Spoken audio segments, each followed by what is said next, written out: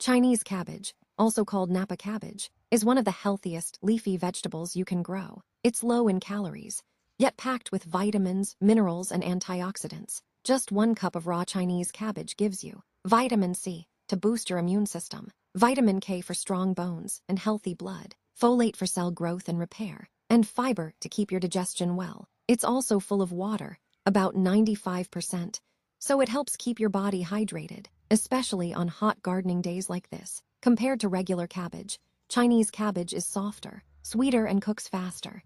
It's a great choice for stir-fries, soups, or even raw salads. And here's something interesting.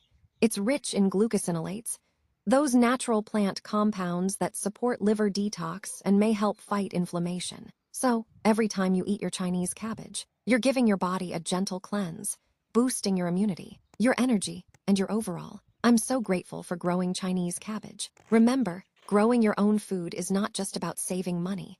It's about nourishing your body and soul.